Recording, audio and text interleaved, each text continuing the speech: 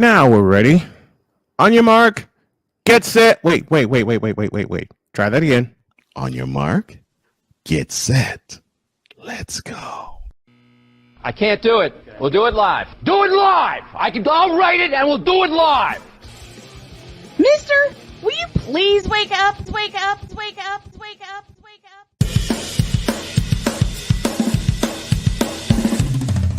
Good morning. Kevin Durant, you should have never left California. This bronzesexual upset me in having to bring this teenage idiot from Wisconsin into a sports conversation. Are you really surprised the Cowboys are giving up on Ezekiel Elliott? Whoa. Hell no. Well, no one cares about baseball. Bitch, are you for real?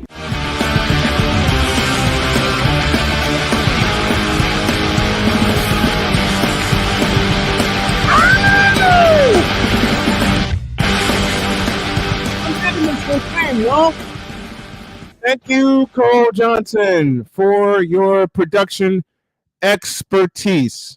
Stand by a minute. Hey! Oh, got it. It's too far away. Okay. Now we're ready. Good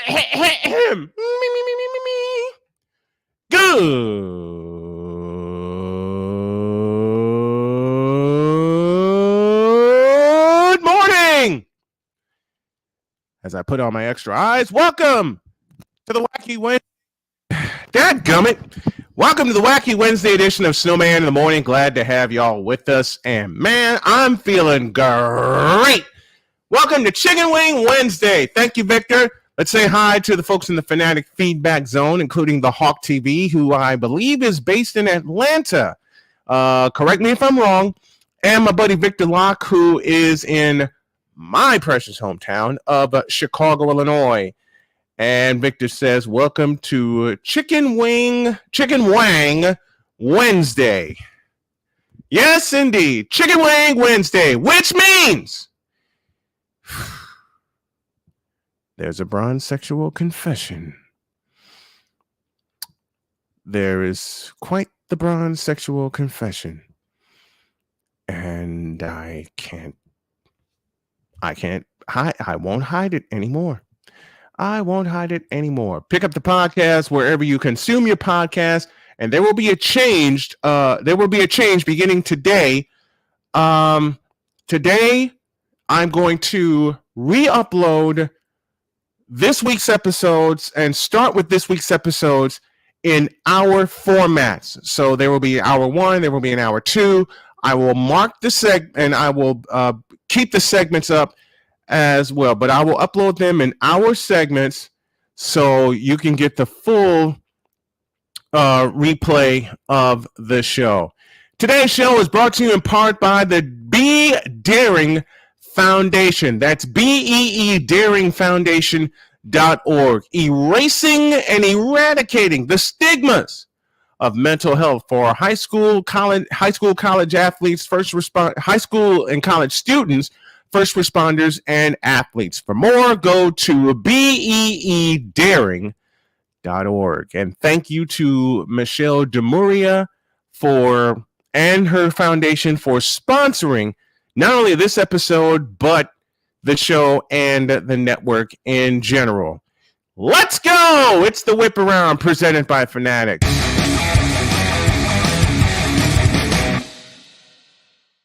And we start in San Francisco, where the Phoenix Suns demonstrated their superiority, even though they were undermanned over the homestanding Golden State Warriors, 125-113. The Warriors were down by 25 once upon a time, 88-63, and it got so bad that Andre Iguodala, yes, the calming voice of the Golden State Warriors, was ejected. All that's the bad news. The good news, for those of you who don't believe it, the Warriors still stand only 2 games out of first place in the Pacific Division. Wow. Talk about champs struggling and yet still being in it. Yes, they are. But the thing with the Golden State Warriors, and I'll talk about this at a later date, they got to win on the road, man. They gotta win on the road. And I'm hoping they turn that around soon. Jimmy Butler took the last free throw of the night, then bent his knees a bit and almost seemed unsure about what would happen as the ball made its way to the rim, according to USA Today. Turns out it was perfect, and so was Miami Tuesday night. The Heat set an NBA record by making all, ready for this number, 40 of their free throws. All 40 of their free throws, and they rallied in the final minutes to beat Oklahoma City 112-111. And now I'm joined by that man in charge of, let me do it right, Cole Sports with a Z. No. Just a minute. I got to get hydrated for that introduction because my partner always introduces me the right way, so I'm going to do it for him. This is Cole Johnson, that man in charge of Cole Sports with a Z. And it makes its return today, 2 p.m. That's right. Eastern Time, 1 p.m. Central Time. Y'all can catch it here on YouTube. And a present for my partner, I will keep my promise. And Cole Sports returns Wednesdays, 2 p.m., 1 p.m. Central. You can see it live on YouTube. And as a present to you, my friend, you can also hear it live on the SDM Sports Radio Network. I will pick up the program and it will air live on the network. And it's a co-production of Snowman Multimedia. So we got a lot to get together, a lot of logistics to get together. You can hear it live on the SDM Sports Radio Network, and it will air live on his channel, Cole Sports. And within the next couple of weeks, it will air live on Snowman Multimedia. There's a lot that we're getting together. Good morning, my brother. How are you? Doing good. Well, thank you. I appreciate that. Doing good. I cannot complain you at all. held it. Listen, man. That's the least I can do. You held it down for me when I went under the knife fighting a cancer that not only a man is not supposed to survive, but a black man is not supposed to survive. Well, I'm both, and I kicked it in the ass. And you, my brother, you and the folks in the chat held it down for me while I was convalescing, trying to figure out when I can come back full time. It actually took a couple of extra months, and I'm still getting everything together physically. But I told you, and I told this to everybody. You were my only choice for my radio partner, because everybody else was trying to pitch it to me, saying, "I'll be good. I'll be good doing this for your show. I'll be doing that. Be good doing that for your show." And you were my only choice because the many times I had you on as a guest, brother, guest. I'm sorry, I couldn't resist that. I couldn't resist that. Many times I had you on as brother guest, especially when we were going through the doldrums of taping the show in advance. Right. You were just, you were just it for me, brother. You were just it. Yeah. Well, and I love you. I appreciate you. Like I said, I appreciate everybody in the chat. You were the only choice that I had in mind. And I mean that. I appreciate that. Thank you. It's an honor. Never look, you introduced me to many wonderful people, of course. All of the Fanat Feedback Zone, and just being in. I would have not have known Bass and Sam Shady, and heck, I wouldn't have had the budding relationship I had with Wise if it weren't for being a part of this. So thank you for having me a part of this. Well, we are building a hell of a network. And for those of you who doubt, continue to do so. It's like doubting the champs in Golden State. That's all I'm going to say. That's all I'm going to say. It's like that. And they say black men can't work together. You have 4 of them here every Friday. You got 2 of them here Monday through Friday. We can? Oh, you mean tell we're tearing down stereotypes? Darn. Listen carefully. This is what we're doing to all the stereotypes that people may have heard. Rip that thing up. These are all the stereotypes. Eat them. Black men can't work together. Says who? Says who? Well, I must have missed that memo. I'm long, Mr. Victor Locke, my homie of 23 years. And I have an old Marquette Catholic parent. Donna Hobson Payne has joined. She's watching from Michigan City, Indiana. Good morning, Donna.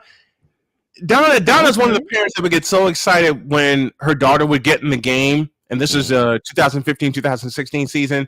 Mm-hmm. I had a nickname for everybody on that team. I'll talk about that after we close up the whip around. And there's really only one more note of significance. And there's a theory behind it, and some of y'all ain't gonna like it.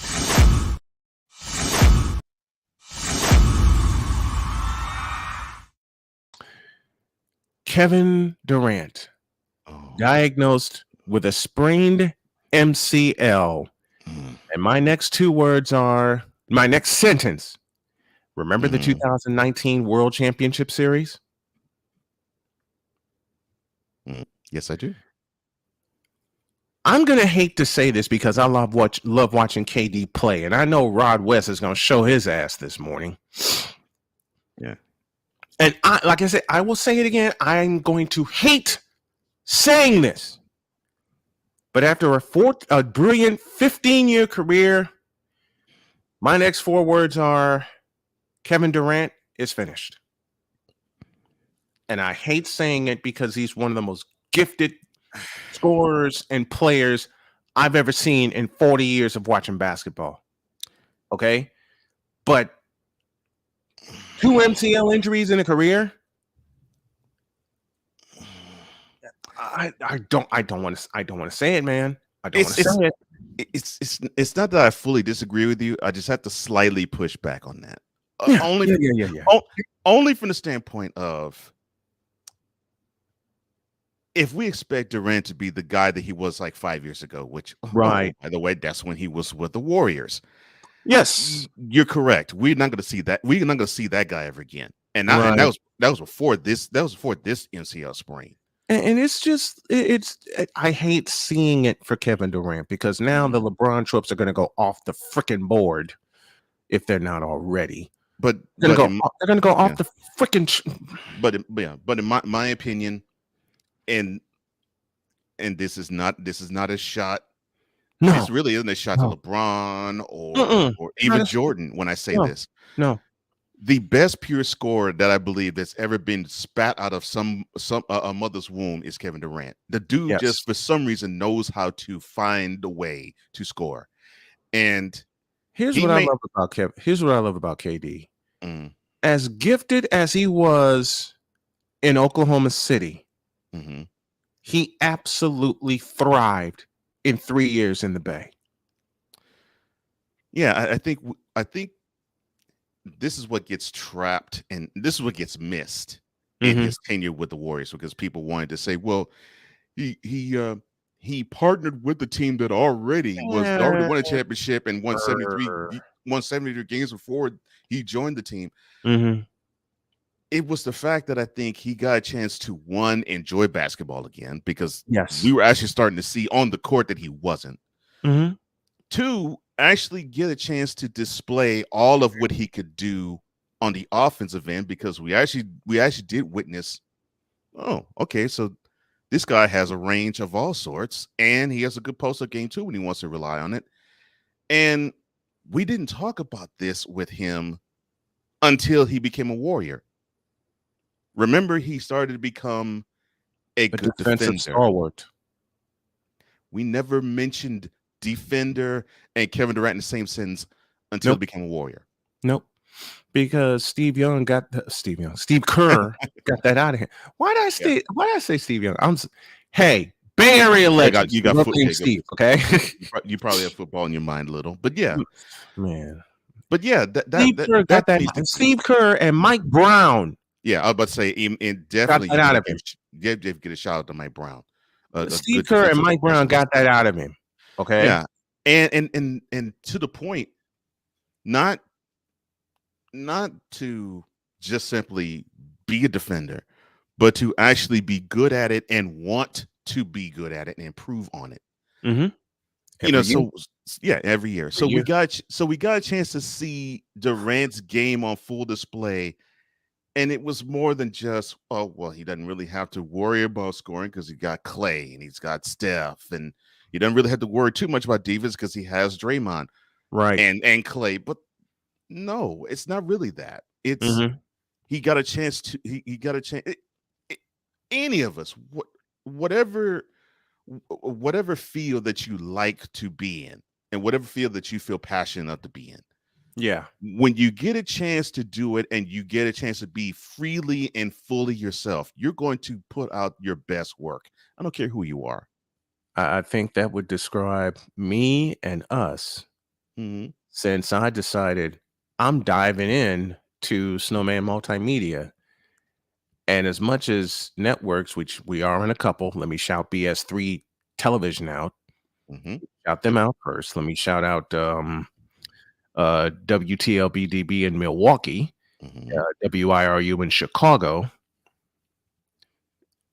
I'm pursuing this Dan Patrick style. Hmm. I'm not putting my show out there saying, "Hey, pick us up." I'm letting them come to me, come to us. Yeah, build something. You want to pick Yeah. it? You want to pick us up? Fine. Cough up the bucks. Yeah, build something. Build something of quality. And Eh, I've got two of them Yeah. because the afternoon show is starting to pick up steam. You've seen it. Mhm. You've seen it. Yeah. And you were in the chat for one afternoon. Mhm. And it's a perfect combination in the afternoon. Rapid fire, done in 45 minutes, and that's that. Mhm. And it's Yeah. a compliment. It's a compliment to this. One more note in the whip around, and it concerns a quarterback. The floor is yours. Oh, we all thought that all the situation was done with Deshaun Watson. Eh-eh. Mm-mm. Uh-uh. So, after a couple of days removed from the embarrassing 28-14, oh Lord, I'm doing this wrong. Do it. After Do the it. after the embarrassing 28-14,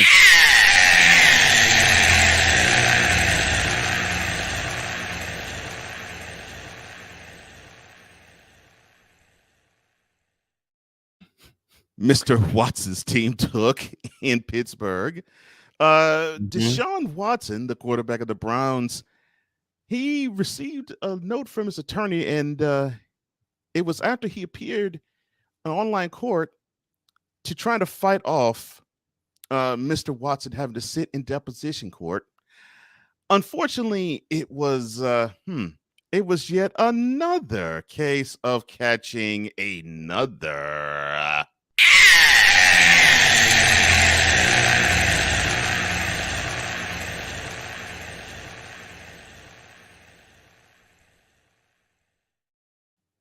So unfortunately, the embattled former Texas, now former Browns quarterback has to sit in a deposition Oh, you said between now,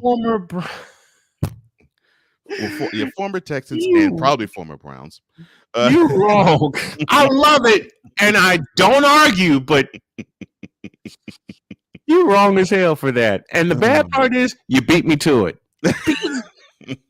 so he Deshaun has, Watson's finished.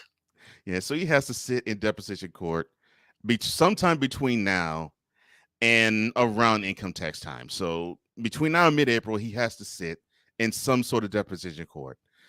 And so the judge who awarded him such a distinction, Rabia Collier, said this about his time needing to sit in deposition court. Oh dear. Quote, the court is going to grant the deposition request to be held within 90 days of this order. The parties are ordered to confer on a date that works for counsel and all the details of the deposition. Close quote. Now, for those who need an update, there was 26 massage therapists who decided You to mean 26 everyday massage therapists? I'm sorry. yes, who decided to Look, Ghetto Boys was look, Willie D popped in my head, okay? mhm, That's an homage to you in the city of Houston. yes. So there was 26 massage therapists that decided to sue Mr. Watson. He settled with 20 of them, and there's And still who's 6 their more lawyer again? Their lawyer is doggone it. I forgot his first name. Busby is his last name. Tony Busby. Yes, he is very good friends with the Texans owner, Kel McNair. Yeah. Which leads to our conspiracy theory of they set this whole up. Oh, I'm so glad I didn't have to say that. I'm so They glad said you it that. Come on. Yeah, this is our conspiracy theory for the morning. And it goes like this. Tony Busby and the Texans ownership set up Deshaun Watson to ship him out because Deshaun Watson told them, look, I don't want to be your quarterback anymore since you ain't going to get me any more help. The only thing I say to Deshaun, you put yourself in this situation. And now they're using it against you. Thank you. And Sick Diggy, we absolutely mean that. You mean 26 hooker whores? Yes. And Victor Locke, we mean that. We mean that too. 26 recipients of the following. LJPN is sponsored by HoFacts. Before she hoe, and you gotta know, tell her to show me the HoFacts. Now I'm going to fire a shot here. I had to deal with that with my last girlfriend named Jody Dials. And yes, I'm throwing names out there and throwing people under the semi. Forget the bus. You had to deal with a sexual misconduct type of deal too? She hit me. She yelled at me. She cussed at me. She put me down and then called it love. So she was abusive, but placed the abuse tag on you. You got it. And I don't have to explain this anymore. I lived in LaPorte, Indiana at the time. Does that tell you anything? Yeah. This was 8 years ago. This was 2015. Yeah, one of the many places where, look, we rarely talk race on the show, but I think it bears a mention. Yeah, high-tech lynching in the house. So yeah, I totally understand. My own wife, Jody, Dr. K, the love of my life, and I talk race on almost a daily basis. And she posed a simple question to me. She says, how'd you survive that? I said, baby, it took me hiding in Michigan City for 3 months. We'll get into more of that when we come back. Plus, Carlos Correa is back in Minnesota, but not by his own accord. Oh, he ain't liking that. Oh, hell no, he's not liking that. We'll talk more about both subjects, and I'm going to get totally real when y'all get back.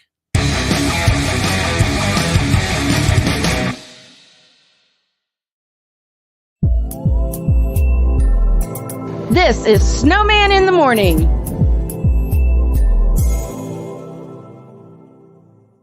Here's an important message from the Diabetes Solution Center. Do you like pricking your fingers to test your blood sugar levels? No one does, but it's important to maintain your health. And now, by wearing a small remote device called a continuous glucose monitor, or CGM, you don't need to prick your fingers anymore. It's easy to use and helps you make more accurate diabetes treatment decisions. If you are testing your blood sugar 3 or more times daily, injecting insulin, or using an insulin pump, call the Diabetes Solution Center right now. And if you have Medicare or most major insurance coverage, you may be able to get a new CGM at little to no out-of-pocket cost. Shipping is free and will even bill your insurance company for you. If you are testing your blood sugar 3 or more times daily, injecting insulin, or using an insulin pump, call the Diabetes Solution Center right now to learn how to end the painful finger sticks and get your own continuous glucose monitor, or CGM, at little to no out-of-pocket cost.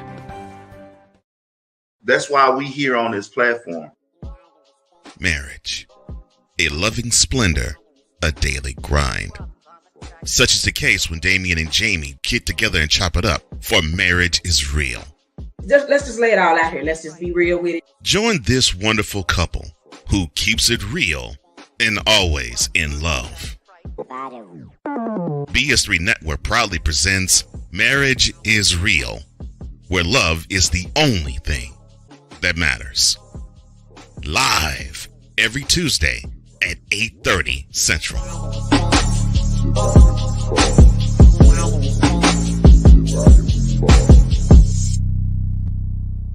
Oh, and Jamie has something to say. Deuces and trays. SeatGeek is the ticketing app for fans like the High Five Strangers guy. Game-winning interception. First down. Just a nice, solid tackle. If you're in arm's length, you will be swapping skin with this extrovert. You see, he knows SeatGeek got him a great deal on tickets, so he can focus on what he does best, smacking palms. SeatGeek handles the tickets to sports, concerts, and more, so fans can fan. The original Think Drink is back. Level up with proven ingredients formulated to crush your competition. No gimmicks, no jitters, no messing around. Just high-potency results that keep you moving day or night. There's a new nerd in town, and we came to play. Nerd Focus. Smarter than energy. 'Cause we take this job so serious. I'm sorry. I did that all wrong. My bad. Do it right, will you?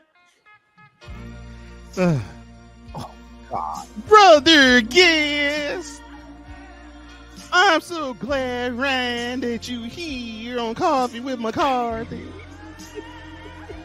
I love you. Oh, Lord, you beat me to it. What in the all types of blue hell? This is Snowman in the Morning with Cole Johnson. Why did I suddenly get thrown back into 1989 with that?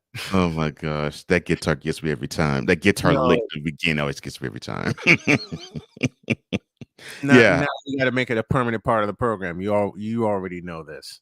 Oh gosh, yeah. Oh man, to the Fanatics feedback zone. Hawk TV was the first one in. Hawk TV. Morning Snowman out of Atlanta. Victor Locke back in Chicago. Victor again. Welcome to Chicken Wing Wednesday. Yep. There's going to have to be a turnaround on the road when I spoke at the world champion Warriors. Yeah, Warriors, yeah. Cole Sports in the house. And you know what makes it so crazy? After the All-Star break, I think that's when the turnaround will happen. I really believe that. Yeah. Donna Payne says, good morning. A Pizzle rocking the house with us. What's up, brother? Sick Diggy joining us from Norway, which makes us an internationally syndicated radio and television show. Sick. Remember when Stephen A called Katie's move to Cali the weakest move done by a superstar ever? Yeah, I remember that. And Stephen A was just so mad that it didn't happen for his team. Dumbass. Right. Victor Locke with the not John Pop Shepard intro. Number Sick Dicky. Number double zero. Ryan McCoffey joining us. Victor again. So did they find some more evidence? I'll answer that. No. No. No, they're just trying to punish him for something that's already been settled. Sick Diggy, their marriage is solid, just like mine with my Dr. K, which was preceded by that question. And that song came to mind. Is it just me, or do Damie and Jamie remind anybody else of Ashford and Simpson? They're a really nice couple. I got a chance to meet them. Got my shipment from Invader Coffee yesterday, and just sitting down to a hot cup right now. What's the brew? What's the flavor, Mr. McCoffee? When you have someone solid in your corner, this is your championship ring. Oh yeah, no question. And I'll be celebrating 4 years of champion this June. I'll be celebrating 4 years of champion this June. That's what we got. Modem. Solid. Modem. Yes, it is. Solid. Solid as a rock. Stop that. Will you quit that? The thrill is still. No, you don't. Are you dancing in your office from the Tennessee Oh. in the Tennessee whiskey studios? Let's continue on. Carlos Correa is back with the Twins, and he don't like it. Wait a minute. I thought he signed with the Giants. No. No. Then I thought he signed with the Mets. No. Doggone it. I talked about this with my buddy Dana yesterday on our premiere edition of Baseball Bros during the afternoon show, and gonna need your video expertise for an intro and outro to that. Baseball Bros. Okay. Bone density issue. So that's what the drawback is. Okay. Dana posed a very good question, and it goes like this: how do you get cracked ribs from a massage? Oh Lord, not another massage issue. Yeah. Hey, listen, Dana's deeper into baseball than I am, and I consider myself a baseball rat. We talked about it good yesterday. How does that happen? Everybody was pulled, was drawn back because of the ankle injury. Understandable. But the cracked ribs and the bone density issue made him fail not one, but 2 physicals in 28 days. Well, I guess Carlos, he must have gone to the Deshaun Watson School of Therapy, because the only way that you can have a therapy session break ribs like that is if I don't know. There's like a position I've heard called cowboy. I'm not sure what that is. Reverse cowboy, maybe. Yeah.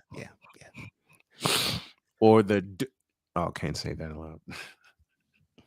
Oh yeah. You mean when the massage therapist bends down and grabs the ankles? Oh, okay, yeah.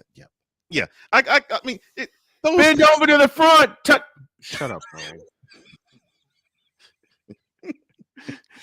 There is no way this man could have hurt himself on a massage. On a massage. Look, Carlos, thank you for giving my team a ring, but doggone him, dog. Really? You get rid of listen, I love your Astros. They get rid of Carlos Correa. Everybody's putting him down, putting him out, and then upsets Jerry Pena.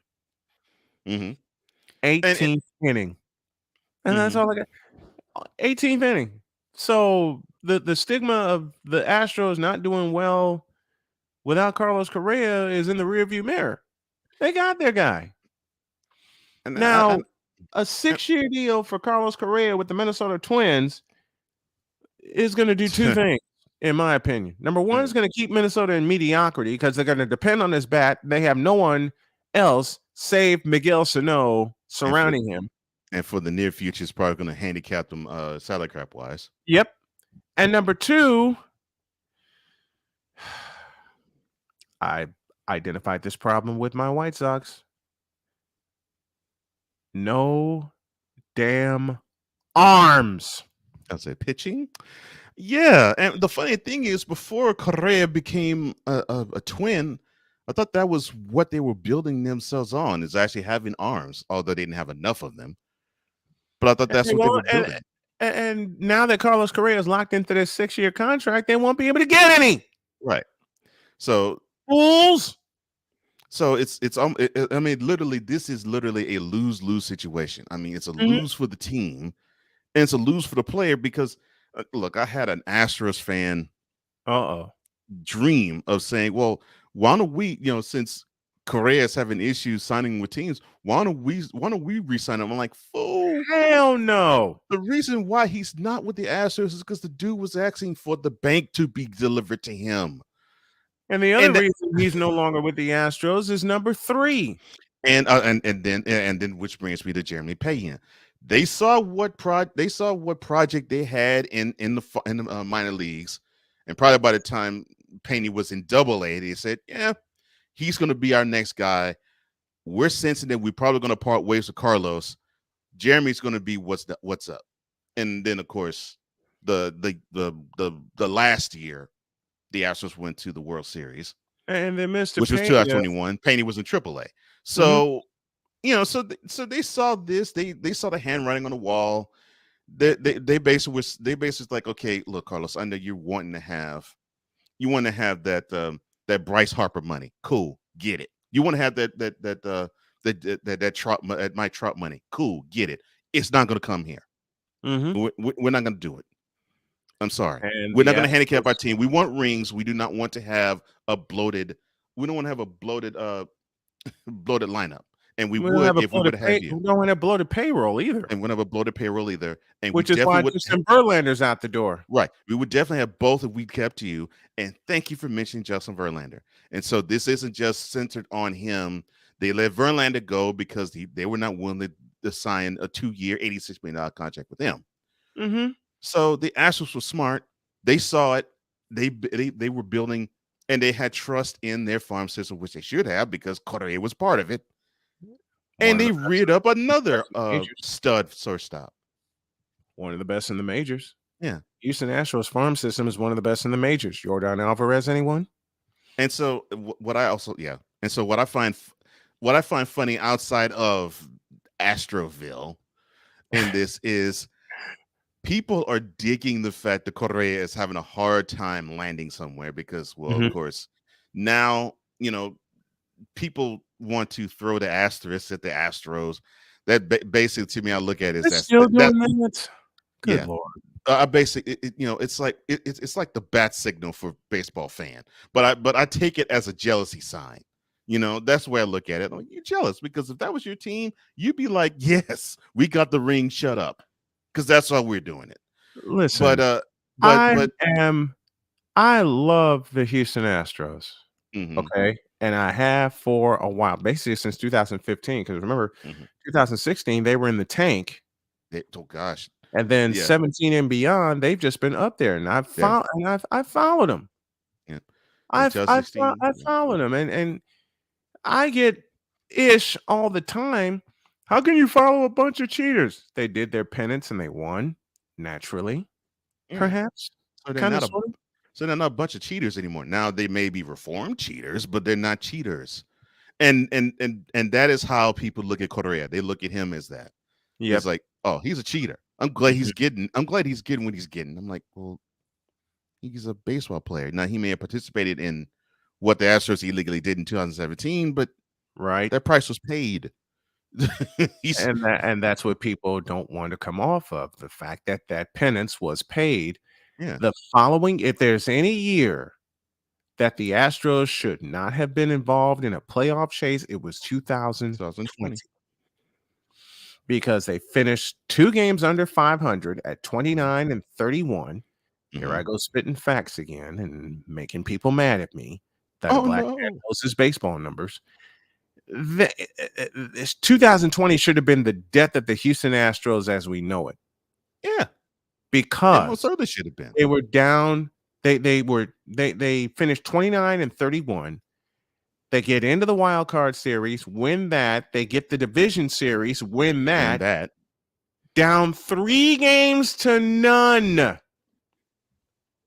to the Tampa Bay Rays. 3 games to none. And forced the game 7. Wait, just a minute. Let me find something to shut these Astros haters up. That's another reason why I'm linked to the Houston Astros, as well as my White Sox and my Cardinals and my Giants. Okay? Because of that alone, that a team can come back from any and everything. Where's my stuff? Mr. Correa and Mr. Ford on the way. And Correa hits it in the air. Pretty deep to center. Sends back. Kiermaier at the wall. See you later and see you tomorrow. The Houston Astros win it in the bottom of the 9th on Correa's walk-off homer, 4-3. And there will be a game 6.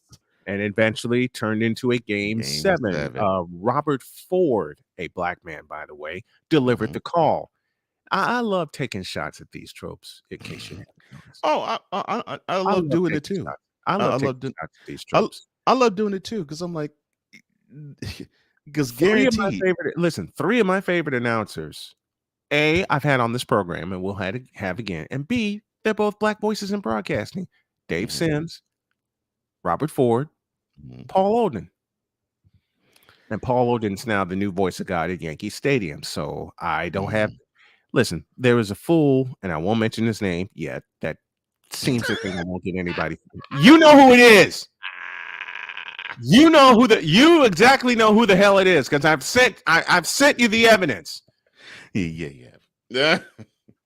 Seems to think I won't A, get this program right, and B, don't get anybody famous on the show. Let's see. I've had Robert Ford, I've had Dave Sims, I've had Paul Odin, I've had Lee Woodall, a Super Bowl champion, by the way. I've had Gary Reasons, a 2-time Super Bowl champion, by the way. I've had Glenn Parker, a 4-time Super Bowl participant, 7-time Pro Bowler Richmond Webb on this program.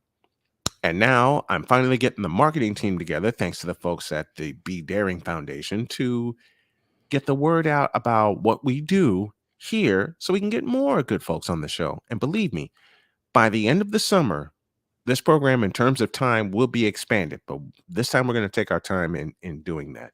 Now, back to the Astros paying their penance. They paid their penance. You saw what happened at the end of 2020.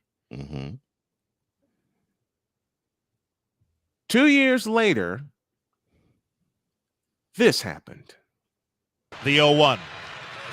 And Alvarez belts it deep to right field. Gets it goodbye. Unbelievable. The Astros a walk-off win. Yordan Alvarez, a walk-off 3-run homer. And the Astros stun the Mariners in Game 1 of the division series. Incredible. The House of Horrors for the Seattle Mariners continues as they mob Alvarez by home plate. Oh, no, by the way. Do you realize that the Astros, even though they're the World Series champions, this is what people are going to look at. Under Dusty Baker, they've yet to win 100 games. And I say, who the hell cares? 2 division titles, and 2 American League pennants, and a world championship in 3 years. I really don't care if they win. I mean, I've witnessed them win over 105 games that didn't win a World Series. So 2019. Yeah. So I don't care. 7, they said they set an American. No, they set a team record. Yeah, it was a team record. Yeah. Team record. Because I think the Yankees won 114 one year. Yeah. The Yankees. I think it was 98. Mariners won 116. 2001. Oh, they won 116? Okay. 2001. Okay. Let me find the one call that I played that sent my partner that set my partner ablaze in delight. I'm trying to find it. And here it is. Courtesy of KBME, Robert Ford. The rubber. He was on the mound when the Astros clinched the ALCS with that sweep against the Yankees. Mancini playing behind the runner at first. He goes, and the pitch is lifted to right by Castellanos. Long run for Tucker, over toward the line, and foul territory. Makes the catch, and the Houston Astros do it again. 2022 World Series champions.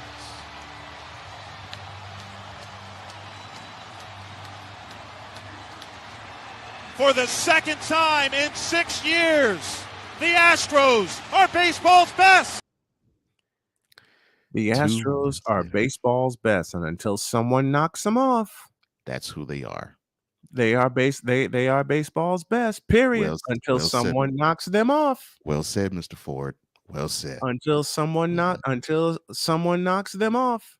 Oh my! The clip that took Cole Johnson took Cole Johnson to the altar during the offering. Okay. Oh man, I'm telling you, it took Cole Johnson to the.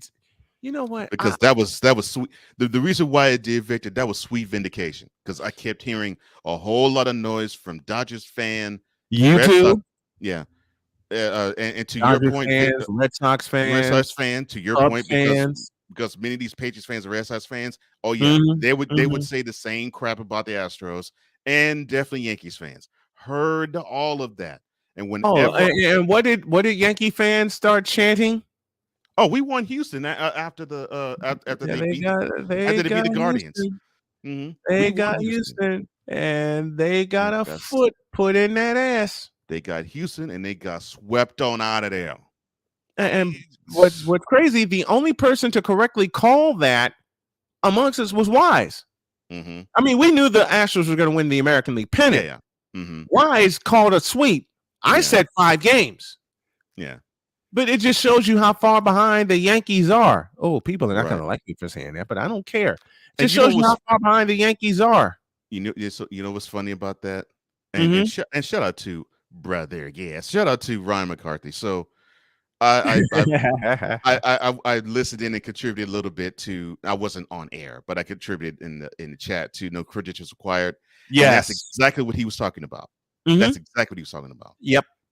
That the Yankees are so far behind in terms of trying to be the American League best team that it's time for them to look inwardly and try to repair it. And they can't even beat the American League's best team. I mean, hell, and Ryan McCarthy, fabulous job on No Credentials Required. Yes. I mean, listen, here is the clip. I will show you, well, not only the final out, but here is the clip that took Cole Johnson to the altar during the offering. Let's go back to Houston. On a 2-1, Alvarez hits a high drive center field. Hey, Joe. This game is turned upside down.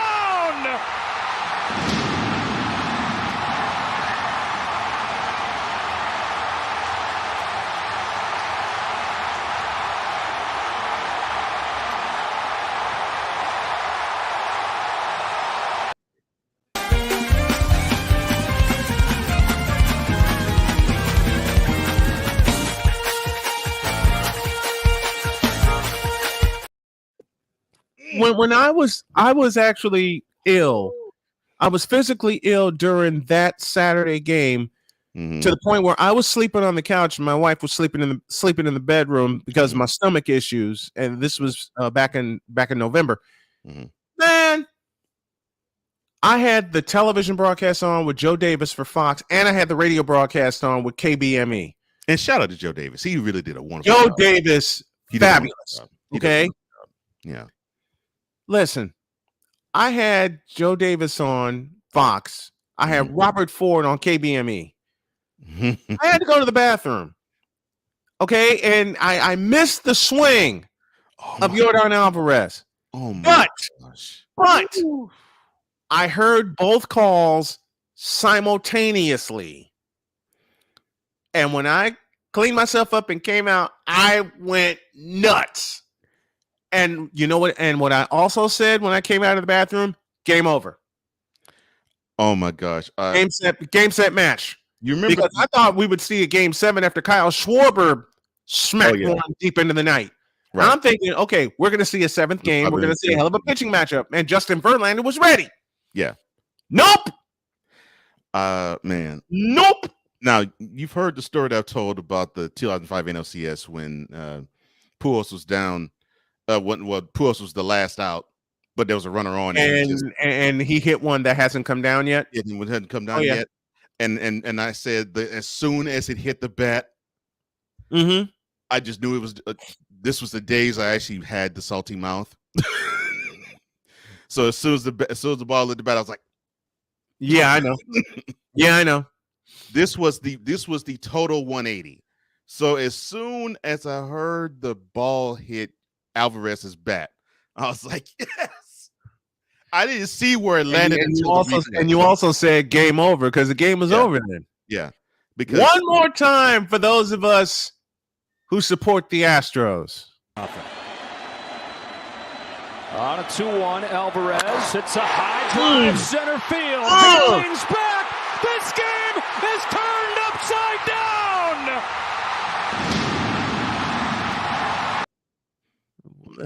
Turned upside down, nothing. He was correct. That son of a bitch was blown sideways. Thank you, Yordan Alvarez. Al High in the Fanatic feedback zone. Yankees got lit up like the 4th of July. Yes, indeed, they did. You ain't lying, Al. You're not lying, bro. And Al, we got to get you back on the the program. Talking about Joe Davis, who not only is the national announcer for Fox, but he's also the Dodgers television voice. I thought he was from the West Coast. Okay, Yep. I thought so. He is the one that stepped into the shoes of Vin Scully when Vin Scully retired in 2016. Nice choice. Nice choice. I love how he calls games. He has a good he is the one that stepped into the shoes of one Vin Scully. Speaking of announcers,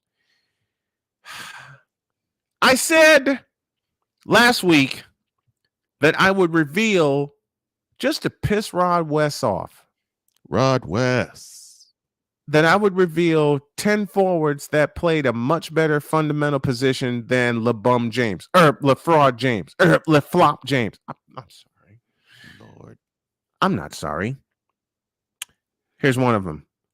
Mr. Zinkoff. And University of Massachusetts, number 6, Julius Irwin.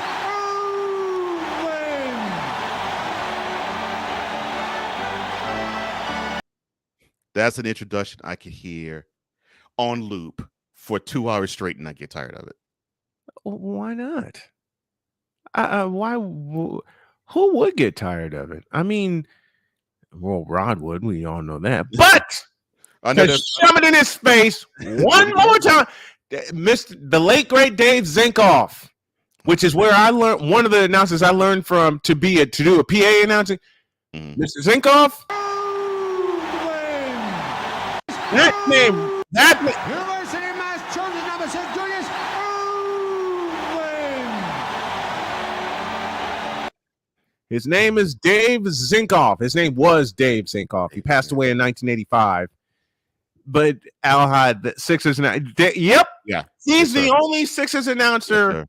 Yes, sir. Man, you know what? When the NBA was on CBS, there were a total of 4 PA announcers that I became very familiar with. Dave Zinkoff from Philadelphia, Lawrence Tanter from the Lakers when they played at the Fabulous Forum, right? Andrew Jick from the Boston Garden, and later on, Tommy Edwards from Chicago. But then Tommy Edwards retired, and then Ray Clay took it over, and we all know what happened beginning in 1991. Right. You know what he did, Al? He put it in one big syllable. He put everything in one big syllable and saved the second syllable for Irving. Like he wanted to get to so fast and so bad.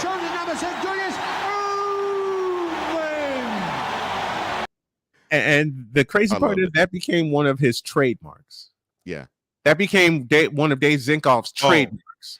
Oh God! Oh, there was another forward who played in that who played on that team that plays a better forward than LeFlop James. Does the name Bobby Jones mean anything to y'all? Underrated defender. That's all I gotta say. Underrated defender, underrated rebounder. And he played at North Carolina under Dean Smith.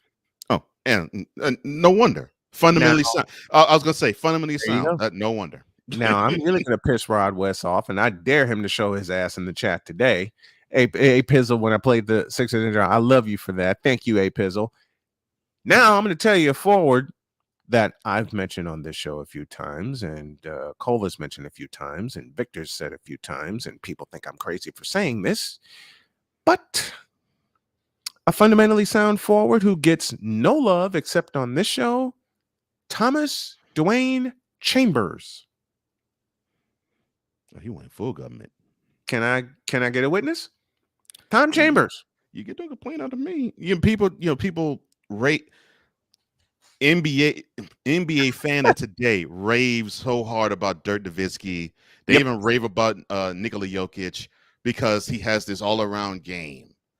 Yep. And that's all true. And you should give Nowitzki and Jokic their flowers. And it's not a shot at Dirk either. No, it's not a shot at Dirk. But you and I, and a few in the chat too, we saw the forerunner to that. And that was a forerunner. We saw two forerunners to that. We saw a few forerunners to that. We saw two forerunners to that. Both wear a Seattle uniform. One was Tom Chambers is one, and the fellow that was preceded him, Jack Sigma. And we saw the forerunner to the stretch 4 and the stretch 5. Mm-hmm. But the difference between Dirk and to a slight degree Jokic And Chambers was also athletic too, because he could give you the three and he could give you a good outside shot. Oh, but he could posterize your duck in your face too. Listen, that baseline jump by Jack Sigma. Oh, that pivot I saw baseline that. jump. I told you. You want to talk about a shot that blew the roof off the Kingdom? I told you, man. Jack Sigma's turnaround pivot jumper from the time I was 9 to the time I was 11 gave me nightmares, because I hated it when considering Rockets fan, right? Hated it when I saw it, but of course now I respect it because that was one heck of a shot. Look, when you cheer as a fan, you hate the players, but when you dig into the history, and Al High tells us to bring the history, Al, you got to be one day. Wait. Gonna have to come on with us when we do it. Bring the history. When we do this again. Bring the history. Say less. Say less. We're never gonna bring it. Isn't that what we always do? Yeah, we're with the sport, especially baseball. Oh, did I go there? But woo, man, I hated it when Sigma got the ball on the baseline, but didn't do the pivot. I was like, that's 2 points. As soon as that pivot foot was turned, all he had to do is turn the pivot foot, and as that soon as that pivot foot landed, the shot went up. And no one could come close to laying a fingernail on it. Nope. And that thing was always as straight as an arrow. I'm like, gosh, nightmares, man. I had nightmares about that shot. But here's a forward that I loved watching that was on his way to a Western Conference title before he broke his hand. Alex English. And it turned a 6-game conquest by the Lakers into a 5-game conquest, because as soon as they lost English, the series was over. You see, people. And I love you, Doug Moe, but people gotta give more love to Alex English. That's what we do here. This dude, people, and yes, Bernard King was that man at that time. Oh, Bernard King. But Alex English, if you left him open anywhere in the court, you might as well run the opposite end. That was 2 points. Goodbye. That dude was instant offense. No matter where you put him on the floor. Ooh, speaking of leaving someone open and then running down court because it was 2 points, where is it? I need to find. I need to find this. I need to find. There's one, James Worthy. Yeah. Y'all want some intros? Try these.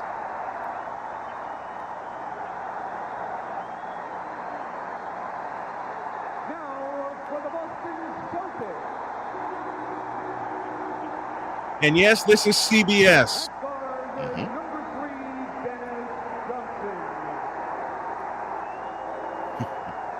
Like his style. The voice you hear is that of Andrew Jick.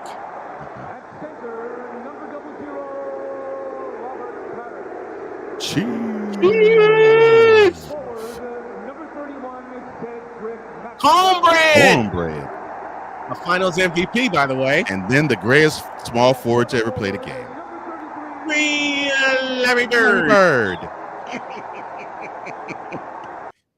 If that always love how he did. If that don't get you ready for a world championship game, because it was game 7. If that don't get you, and if the other forward from Indiana State, 6'9", the number 33, Larry Bird. And another from the nightmares department. Yes, when the Celtics played the Rockets in the 81, not so much 81, 86, more so 86. Yeah. Oh, Larry's triple double in the Boston Garden in Game 6. Yeah.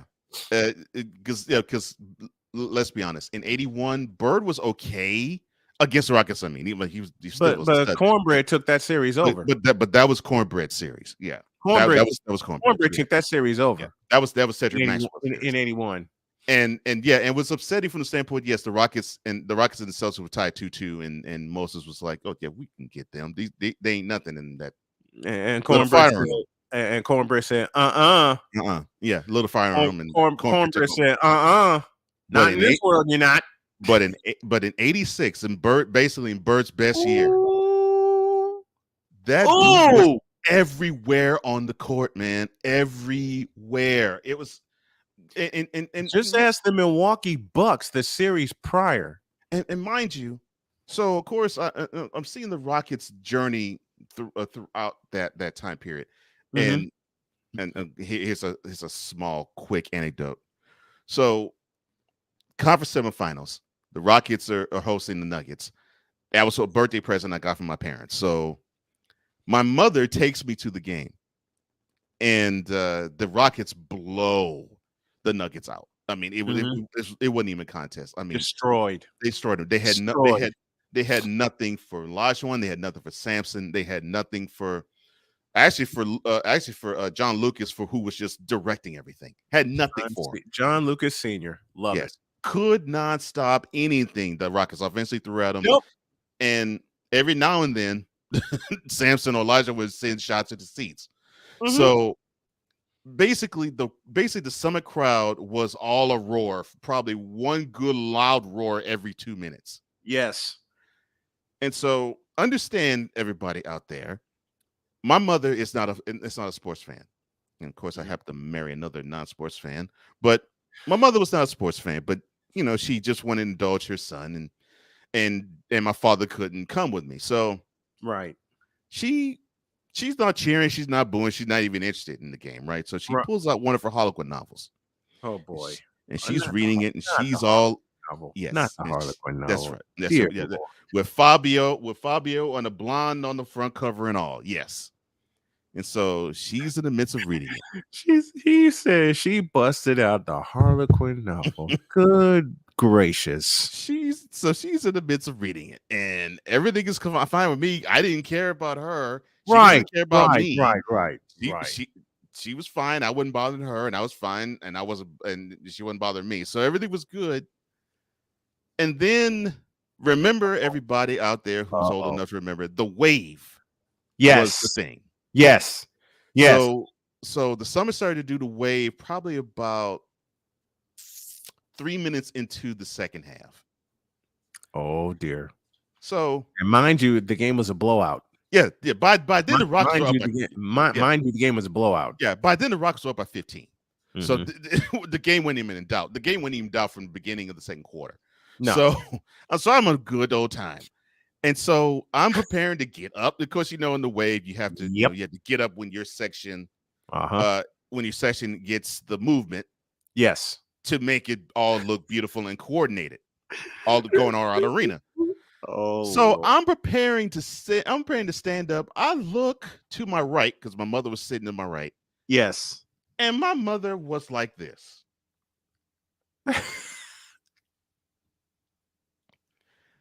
Mind you, as I said, every 2 minutes, and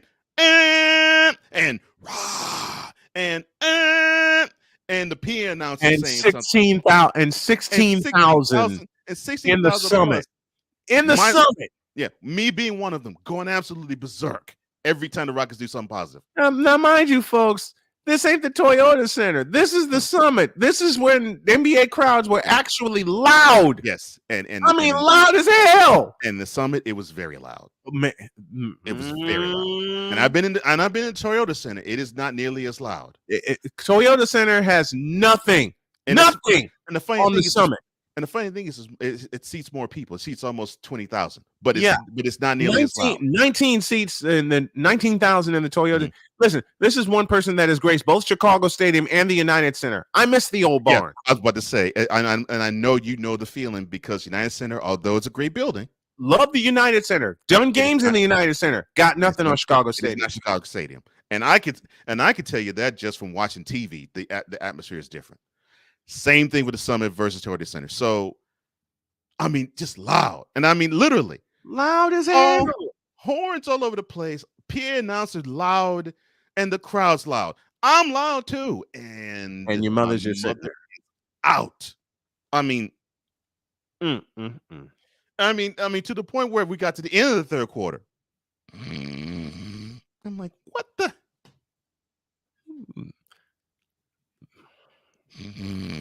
She didn't wake up until about 3 or 4 minutes into the fourth quarter. I'm like,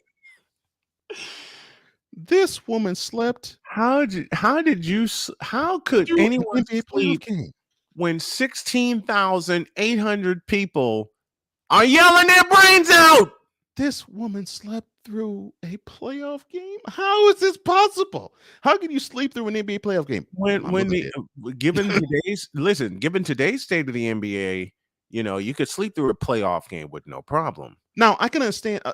Not now that I'm older, I can somewhat understand if the Rock was getting the brakes beaten off of him. Mm-hmm. Which yeah.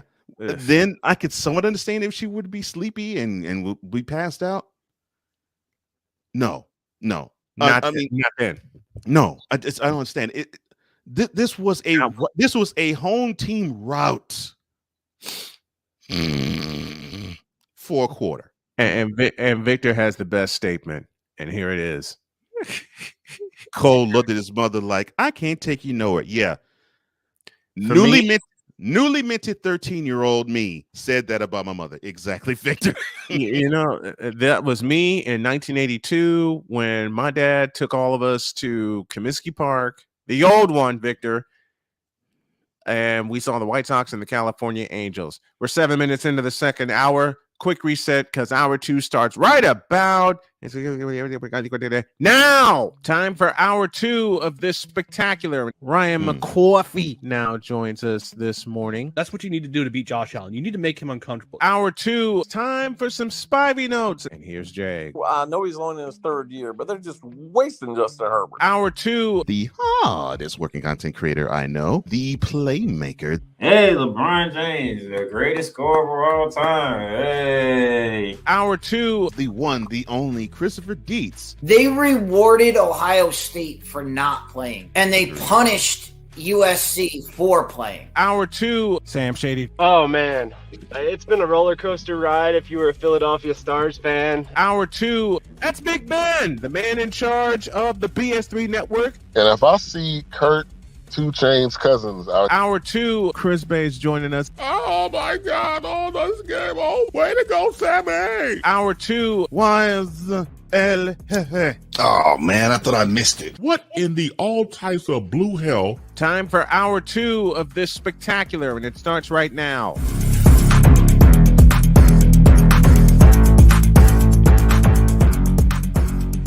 Dang, I fall in love with that. Yeah! I'm feeling great. Cole's feeling great. Programming notes. No credentials required will be live on Friday night, 7 p.m. on our YouTube channel. We will be previewing NFL Wild Card Weekend. We invite everyone to tune in. Mr. McCarthy, you're going to love what I'm going to say to you. No credentials required will also be live 7 p.m. Friday on the SDM Sports Radio Network. Because you're tied into the, you can watch and listen. You can take it on the go, just like I'm going to do with Cole Sports today. 2 p.m. Put that note up. 2 p.m. today. Ready? Go ahead. 2 p.m. today. Cole Sports with a Z returns, and you can see it every Wednesday, 2 p.m. Eastern, 1 p.m. Central. You can also hear it on the SDM Sports Radio Network.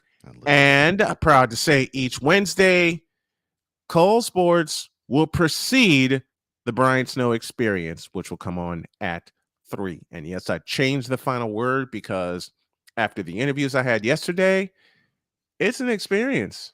And I love every single minute of it. Today on the show, Scott Fox will join me, and I got a surprise guest that we're working on. That'll be at the bottom of hour 2. That'll be at the bottom of the hour. I beg your pardon. Now, with all that being said, push the got button. In a world where partial greatness is celebrated and total greatness is shunned, there stands to be a figure on the lips of those who love him and those who hate him. The inane comparisons to Michael Jordan and Kobe Bryant continue and has existed since 2003. There is no end in sight, for the battle between those who unconditionally love and unconditionally hate him wages on. These are their stories. Welcome to the Bronzexual Confessions.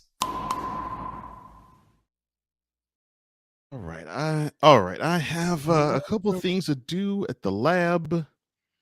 I will be listening intently. but I know Yeah, these bronze.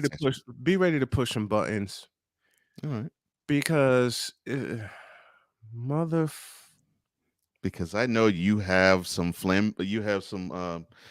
roasting of bronzesexuals coming up. So, my dear sir, cook. There's a fellow who identifies himself, and I'm not kidding, as Jake from State Farm.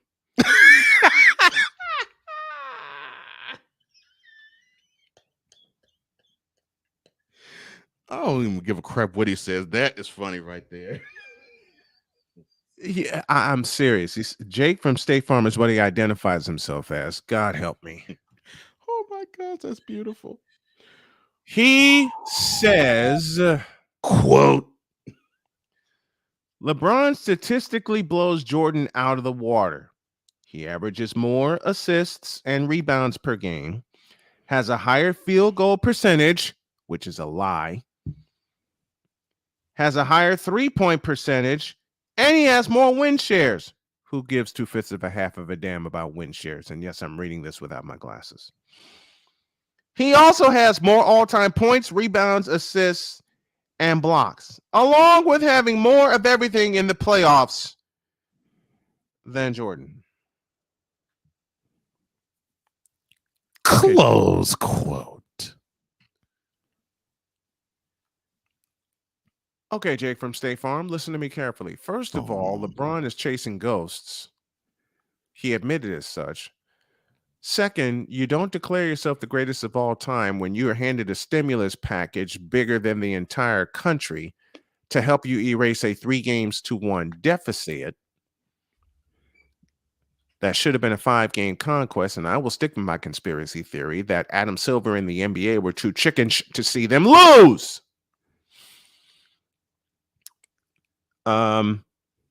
Averages more assists and rebounds per game. That's my second conspiracy theory. And the conspiracy theory goes like this. Adam Silver was too chicken to see LeBron lose because Golden State was putting a foot in their ass in 2016. And like a good neighbor, State Farm is there. Not in this case. Has a higher 3-point percentage because MJ didn't have to take any threes, you fool. I think that for some reason that seems to leap beyond their comprehension. I'm like, yeah, that wasn't the game back then. It's so much the game now, and someone had to adapt their game to it.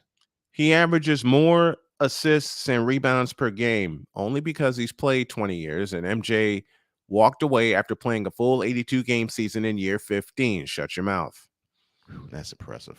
More all-time points, rebounds, assists, and blocks only because he's played 20 years. He's chasing ghosts, and he wants to be known as the greatest of all time so bad that people, the bronzesexuals, including Jake from State Farm, are willing to overlook the fact that he's lost as many finals as Jordan won.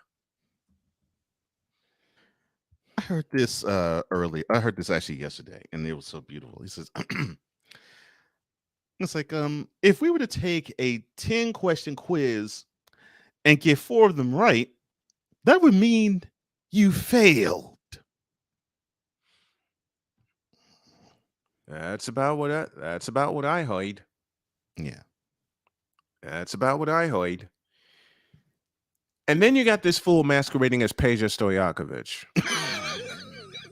Jake from State Farm and a guy who named himself Peja Stojakovic. Okay. Mm-hmm.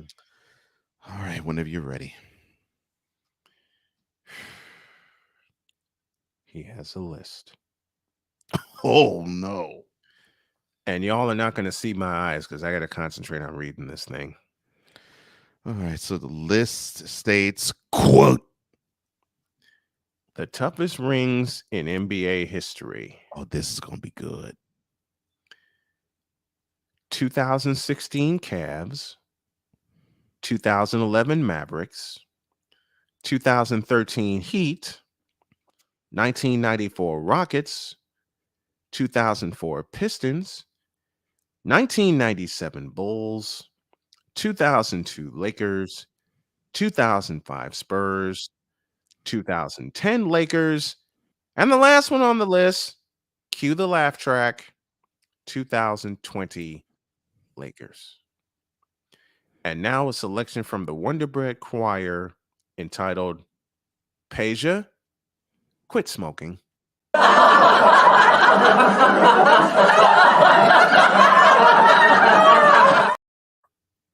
Wait.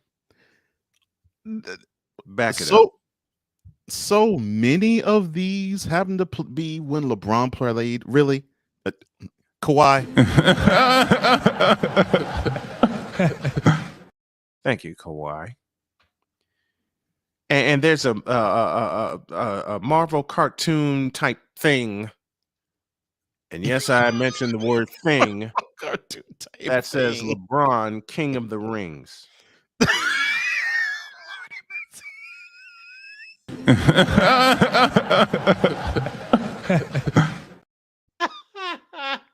What Really, a brick Peja? class selection. They're just like, we ain't got no title for this.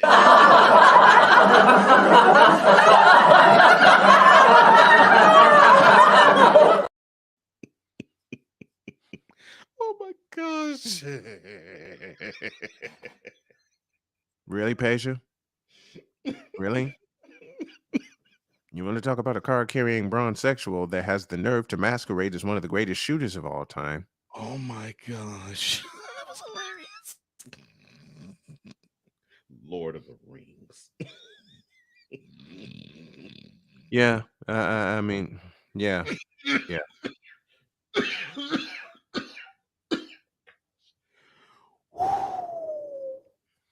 And then Peja backed it up with another post. Oh Lord, no. Okay. Quote.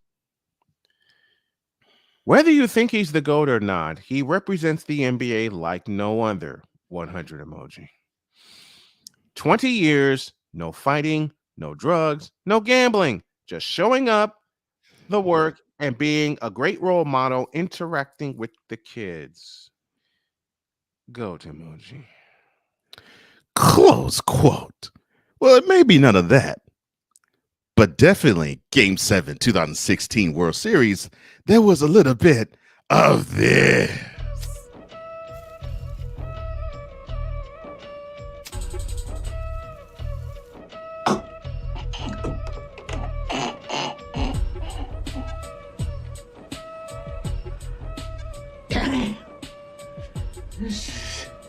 So good. Peja, please take the member out of your mouth. You done already sucked all the joy juice out of it. Oh my gosh. There's none left. Actually, there's a lot left because we're talking about bronzexuals, but 20 no fighting, no drugs, huh? Give me my conspiracy theory. And I'm gonna piss off a lot of bronzexuals. Oh, you are? Okay. Oh yeah. So what is this conspiracy theory? This conspiracy theory, which is going to really piss off bronzexuals, reads as follows. Yes, LeBron has put in the work physically, but I also think he's putting in PEDs. Oh, you going all the way there. Okay. Damn straight. Now, again, for all you bronzexuals, before you decide to light up my comment section and light up the box, and I know you are, it's a conspiracy theory. It's a theory. It's a theory I happen to believe. No drugs. I believe that's a freaking lie. I really believe that to be a freaking lie.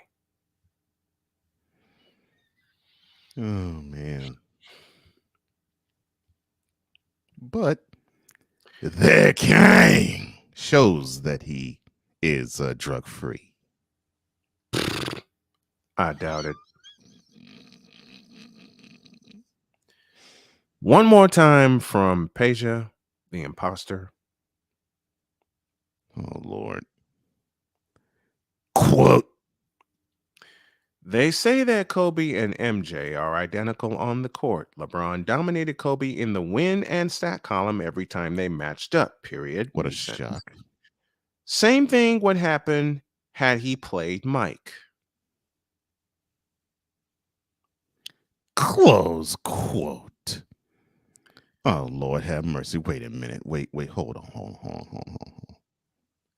Bitch, are you for real? Keep going. This idiot. You for real? Cocaine's a hell of a drug. You cannot say filth in front of people. Right. You know your damn role and shut your damn mouth.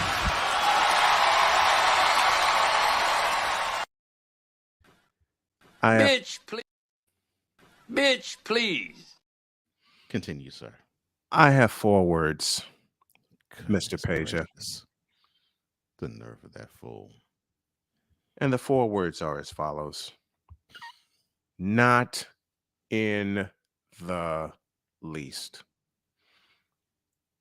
Because LeBron is minus a post-up game. LeBron is minus good footwork. LeBron James is minus the thing that would help him in year 20. A jump shot.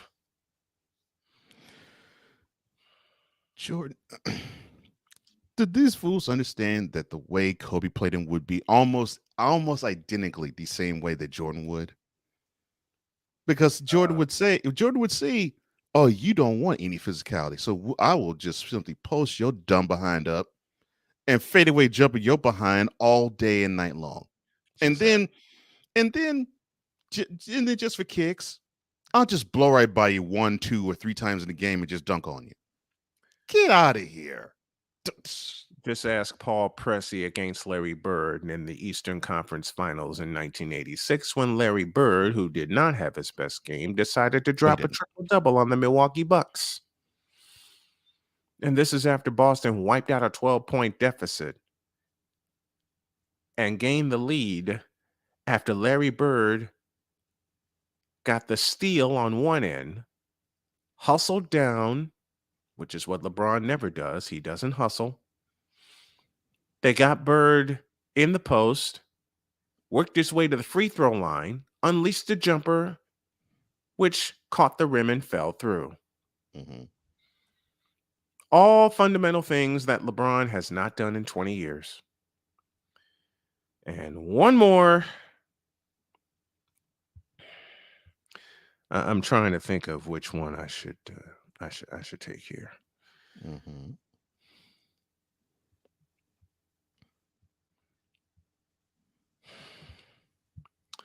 All right. There's a bronze sexual by the name of Ryan Lee. Not to be confused with Ryan Leaf, but okay. Ryan Lee. All right. Mm-hmm. Okay, Ryan Who Lee. posted this thing. Brandon Dyer, the block against Iguodala wasn't hustle? No. And I repeat, no.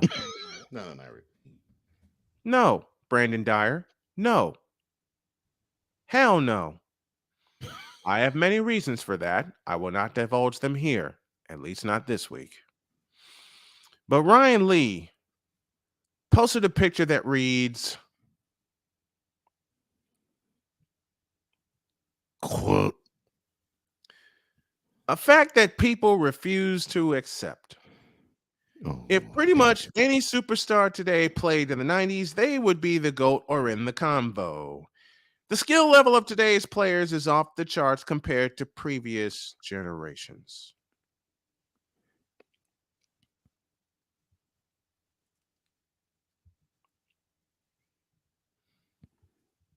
Close quote. Victor Locke, you know my next sentence quite well. And for my buddy Joshua Lopez and all my homies in Chicago who listened to me at the start of this program back in 2013, you know my next sentence. That's some grade A homogenized Holstein bullshit.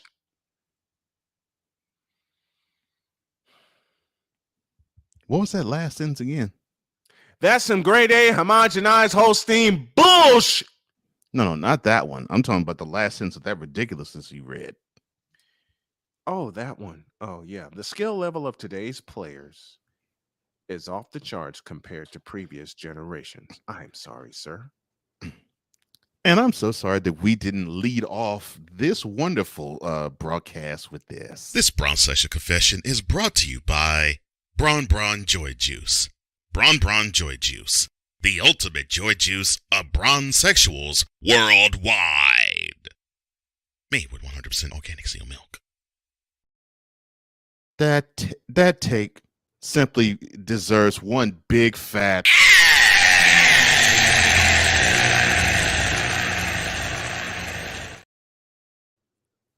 sad. Good. Listen, you bronzexuals. Jeez. I hate to inform you of facts. I hate to throw facts in your face. I'm sorry to throw facts in your face, but if y'all know me, I'm not sorry to do this. Sorry, not sorry. You know what? Let me do it another way. Because, and this is especially for Rod West. This is especially for the guy masquerading as patient Stojakovic. This is for Max COVID-19. This is for Ryan Lee. And this is for the fellow who led off this damn thing, identifying himself by the name of Jake from State Farm. My statement before the court is as follows. LeBron James is trash as a basketball player. Wow.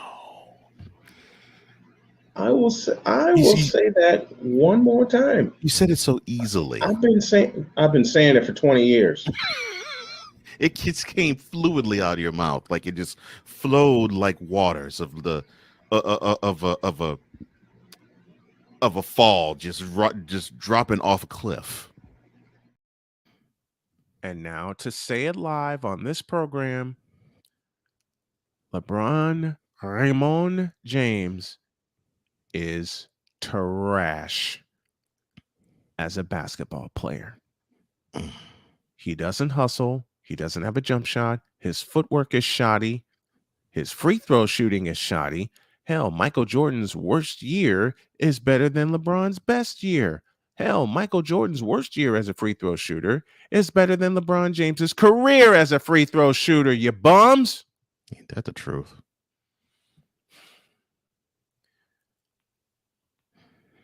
There are at least 10 forwards that I can name off the top of my head. James Worthy, Jack Sigma, Tom Chambers, Charles Barkley, Julius Erving, Scottie Pippen, Alex English, Adrian Dantley, Dominique Wilkins, and Bernard King. Quick 10 list that played the position of forward better than LeBron James. And I didn't even include the greatest small forward to ever play, which is Larry Bird. Larry Bird. And he still is. Hell, Larry Bird's the greatest small forward to ever play. Not LeBron James, Larry Bird.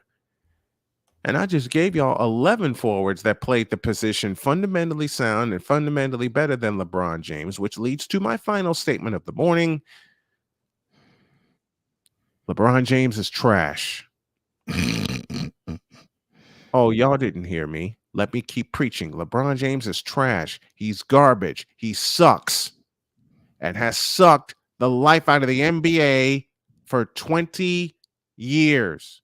Hell, 21 if you include the year at St. Vincent St. Mary where they choked away a state championship because of him. Oops. Find the lie. Now get the hell out of my face, you thirsty hooker whores. Oh, not hooker whores. In a world where logic and sense flies completely out the window, while purple and yellow glasses are donned, rises a figure who encourages ridiculous, undying loyalty. Good Lord, I'm about to throw up. This has been yet another installment of The Bronzexual Confessions.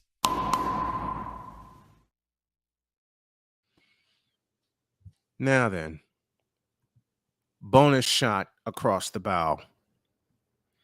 Oh, I'm going to hear this. For those of you who think LeBron James will be the greatest whenever he decides to surpass Kareem Abdul-Jabbar, and when I say decides, I mean just that, because he started this load management-ish. Reminded of the immortal words of one Adam Sandler. The price is wrong, bitch.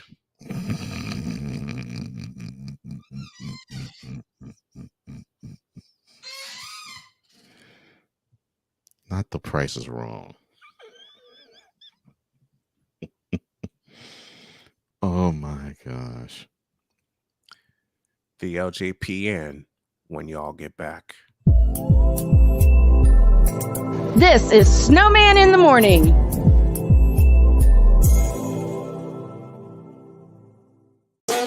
The original Think Drink is back. Level up with proven ingredients formulated to crush your competition. No gimmicks, no jitters, no messing around. Just high potency results that keep you moving day or night. There's a new nerd in town, and we came to play. Nerd Focus, smarter than energy. SeatGeek is the ticketing app for fans like the High Five Strangers guy. Game-winning interception. First down. Just a nice, solid tackle. If you're in arm's length, you will be swapping skin with this extra berth. You see, he knows SeatGeek got him a great deal on tickets, so he can focus on what he does best, smacking palms. SeatGeek handles the tickets to sports, concerts, and more, so fans can fan. This is a BS3 Network presentation. Politics. They'll write the law, but they'll enforce it differently. Is that going to apply both ways? Religion. God never said that we can't reason together. Matter of fact, he said, let us sit and reason together. Relationship. I believe that everybody wants and needs somebody. From a man's perspective. They say, girls, if I put some polish on that and get him to buy some different clothes, girl, he could be a winner chicken dinner. Join the thought engineer. There's nothing wrong with me developing my piece and you developing your piece, but understand the goal is to come together. And comedian John Yogi. Negro, I don't need you putting on no chapstick up there in the pulpit. You do that over there in your chair. Get ready for Monday. Live every Monday at 7 p.m. Central.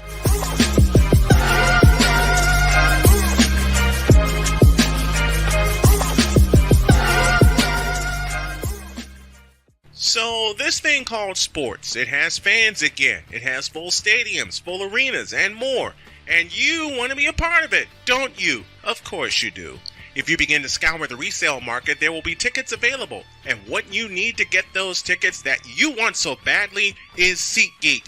SeatGeek is the app available to you that lends a hand in helping you get the tickets that you want for the events that you want. SeatGeek rates the tickets on a 1 to 10 scale, and the best part is the tickets are vetted for authenticity, so you know what you are getting and you know you are not getting scammed. And now you can save even more by using the code Snowman and getting $20 off with your very first purchase. Yes, you can do all of that with the power of SeatGeek, helping you get to the games that you want, so you fans can fan. So let's all fan.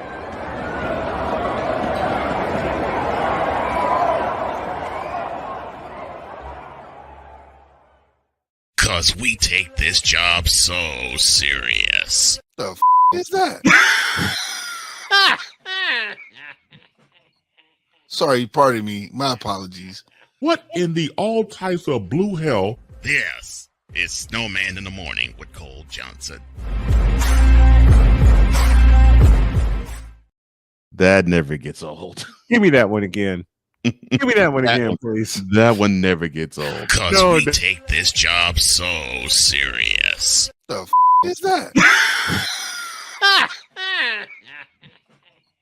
Sorry, pardon me. My apologies. What in the all types of blue hell? This is Snowman in the Morning with Cole Johnson.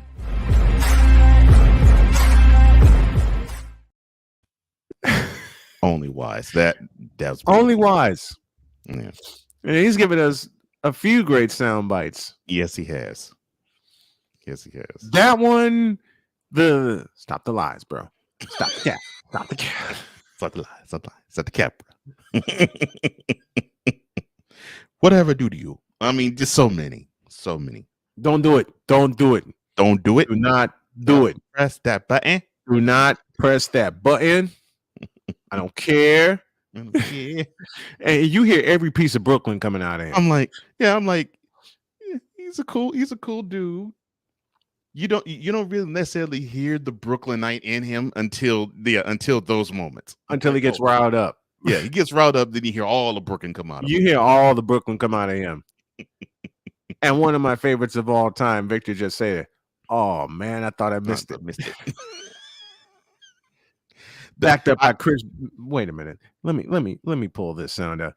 See, you get Wise's. Oh man, I thought I missed it. Backed up by Chris Base's. What in the all types of blue hell?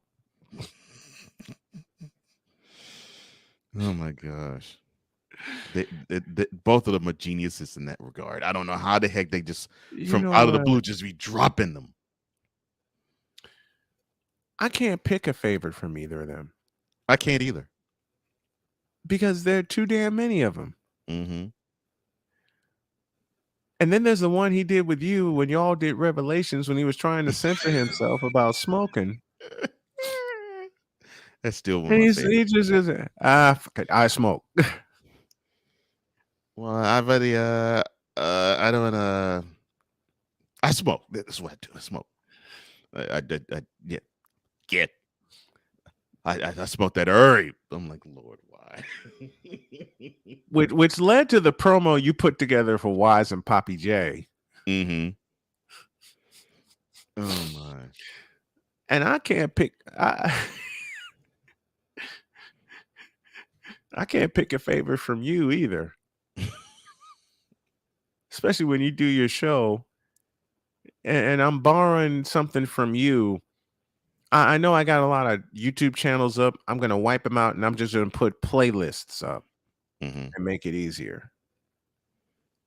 Oh, no.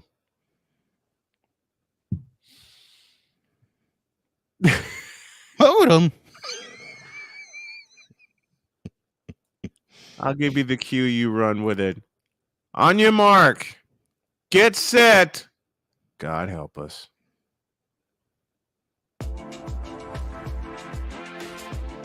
LJPN is sponsored by HoFax. Before she hoe, and you gotta know, tell her to show me the HoFax.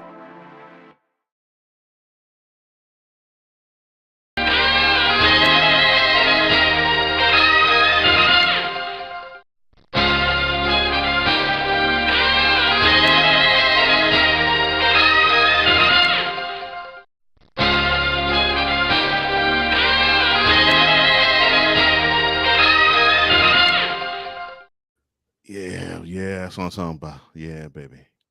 Yeah. Ooh. It's so dark in here. I don't know why it's so dark. Oh. This is my head. All right. Ooh. I'm telling you, I'm so happy to be on again with all y'all. Y'all not. Yeah. Ray in here. Yeah, Ray. Did you say Ray J?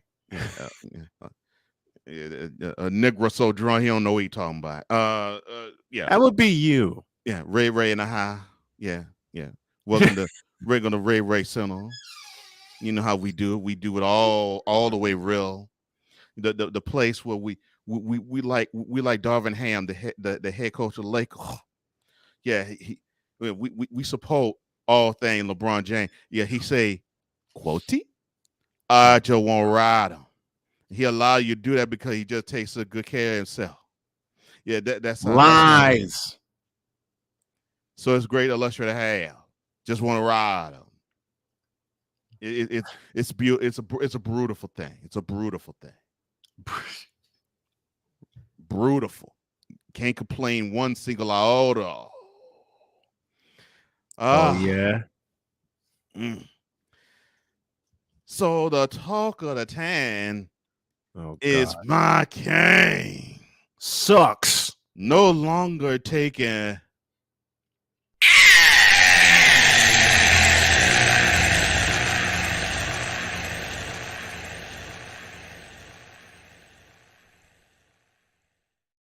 But we'll talk about that in a minute. Hold on. That's a This lot. Braun Session Confession is brought to you by Braun Joy Juice. Braun Joy Juice, the ultimate joy juice of bronzexuals worldwide. Made with 100% organic seal milk. This edition of the LJPN is brought to you by Grimy Chapstick. No more chip and chap. Ray Center back at you. Yeah. You know, and LeBron just recently took a big fat.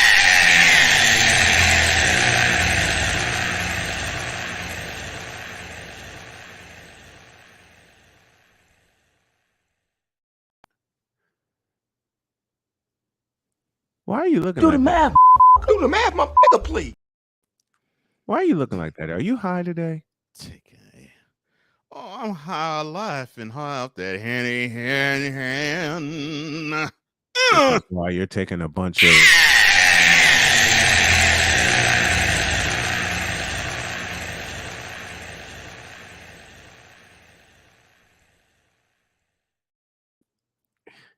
One moment, please. Oh no. In here now, I told you no Negros. No Negros. Oh No yeah. phone waivers. No haters. I Oh told you. yeah.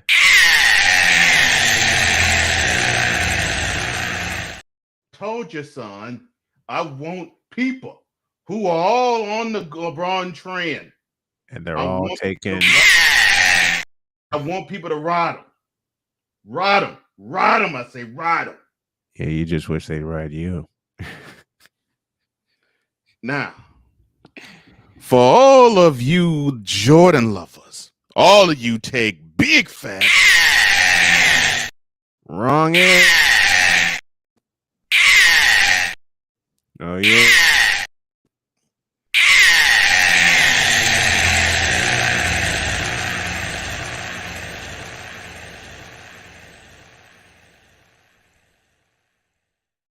That's what LeBron takes on a daily basis. I mean, he says so right here. Think about it. LeBron, when he lost a match 2011, he got buff. He got cockteaser. Joe, on the other hand, he lost a match in 1995. He decided to recruit Dennis Rodman. Yeah, it's called playing as a team, you ass. So when it comes to all y'all saying that Jordan is great all time, all y'all take there.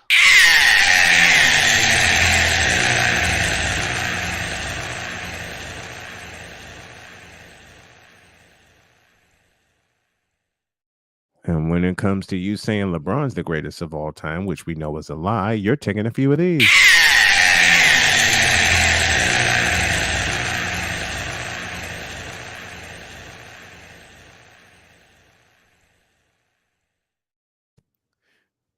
But I know one person who is not taking that. Excuse me. Mold him! You was a great champ. Keep it Oh, up. God. I want the stroke to be steady. Oh, jeez.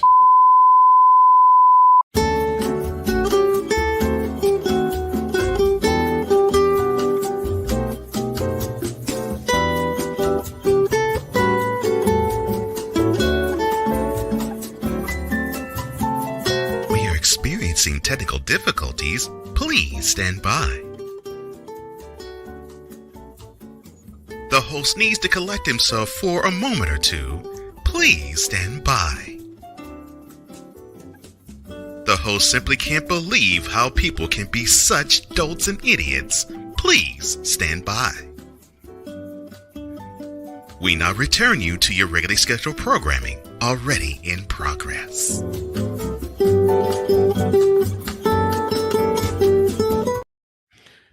And now, you're fired.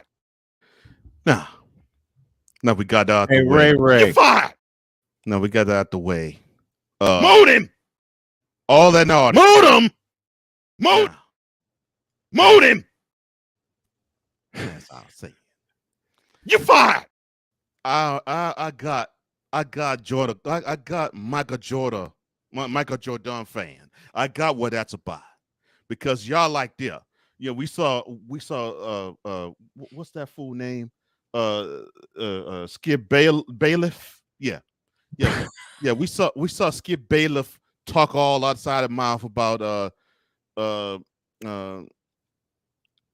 Damar Hamhock. Yeah. Damar Hamlin, you ass. Yeah, Damar Hamhock. Yeah, when Bailiff was talking about Hamhock, you know, it didn't surprise me because Bailiff is a hater. He a Bron hater. Been all ever since my gang got into the league 20 years ago. But that's all right. I pee his game. He sucks. I pee his game just like this because he a Jordan fan and Jordan fan are raccoons. I get it though. Republicans buy sneakers too. Tiger uppercut. That's what you're getting. I gotta say it again. Jordan fan are raccoons. I get it though. Republicans buy sneakers too. And I got proof. Oh no. I got proof. Bailiff. Under your seats, kids. Is a KKK fan. It's a link. Since he run down the black and he all on Jordan Knob, that mean he a Republican. He a KKK member. And see, he on LeBron. He uber suck. He is trash. Oh God. He's straight up absolute trash. That's right. Jesus. Skip Bailiff is trash. Just like this lineup right here.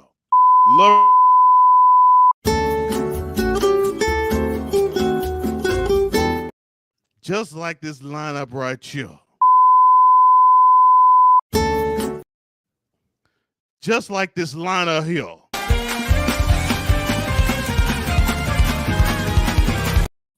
Larry Bird, trash. No, that would be you. Trash is the Dave Byrne. Bill Russell, trash. In the grave, still trash. That's right, trash. Shaquita O'Neal Carter, trash. Big Mama, trash. You fired.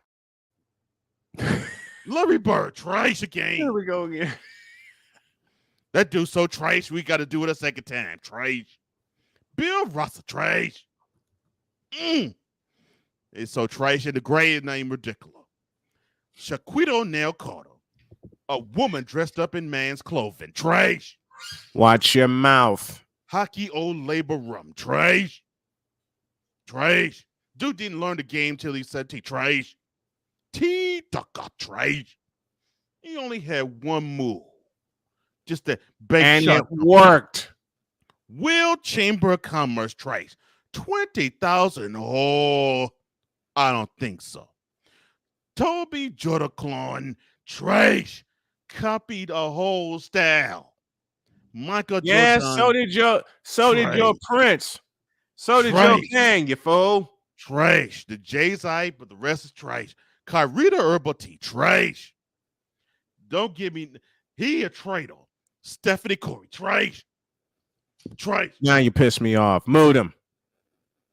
Trash. Kevin Nappy Head trash. Comb the hair, son. Comb it. Then Nickelback Yodel kick. Trash. Big ugly white boy. Trash. Now you're pissing me off. Modem. Yanni Attention Kuwapo. Trash. What type of name is that? And then we got more people on the trash lineup. That's right, such as Luca Donkey. Trash. All Dairy Day. Luca Donkey. Trash. And then Donna Michelob. Trash. What? Trash. That's right. Donna Michelob. Trash. What? That's right. That's right. He ain't the King Cleveland. That's my king. My king, King Cleveland. Not. Then why didn't he stay there, you fool? Well, he had to. That's what I thought. We'll be right back. He had to get to other horizons. Hey! You know, because Were you telling your engineer to quit pushing the buttons. He had to get other horizons. Because he had somebody that had to ride him, and he couldn't get that Cleveland. He had to get that out in L.A. So he had to go out in L.A. He had to get somebody to ride him, and now someone is riding him. That's right. He's getting rid of all the junk, and now he's getting rid in by Darvin Ham. And remember, folks, LeBron got Cockteaser after 2011. Jordan sought help after he lost a match in 95. That's right. LeBron, the greatest of all time. And the rest of you, Joker, y'all take a...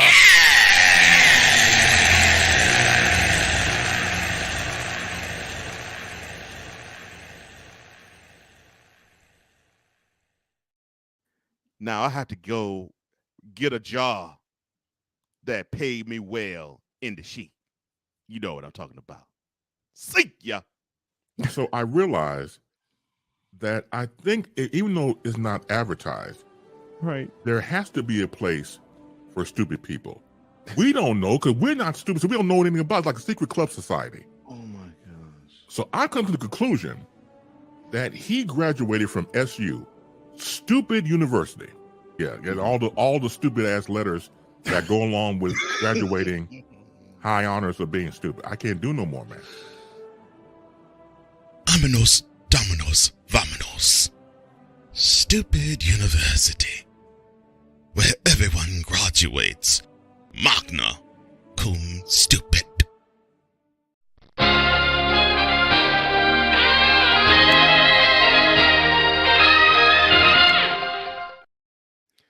Ah, man. That was a nice little break. What happened? You a fool. What? You an ass. You don't have a lick of sense.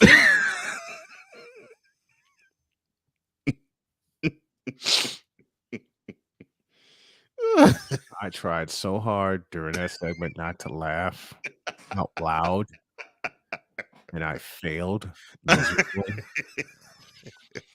You got me crying over here. I had to take my glasses off. Good. Oh, God, I did admit. And I say this with all the love in my heart. And I say this also very playfully because I love you dearly. Mm. You're an idiot. And what gave you the idea to do the KKK thing? Did you what gave you that idea? There was an idiot. Lord have mercy. As I was perusing social media. Jesus, that'll explain everything. There was an idiot, and I really do mean this, who, because of the Skip Bayless stuff, actually typed, and I still can't believe this. No, I mean, he actually did type, quote, Jordan fans are raccoons. I get it, though. Republicans buy sneakers too. He actually wrote it that way? Yes. Holy Close catfish. quote. Yes. Holy catfish. Mm-hmm. And yes, and also while perusing social media, there was another one who posted this here. Oh no, not another one. Yeah. So when I saw that, I was like, "Oh yeah, I'm gonna have to do this." You had to steal that one. I had to steal both of those because I thought this is such ridiculous. It's not even funny. It is ridiculous. Oh no. All right, I have the right voice for this one. Okay, all yours. This portion of LJPN is brought to you by Darvin Ham Sandwiches.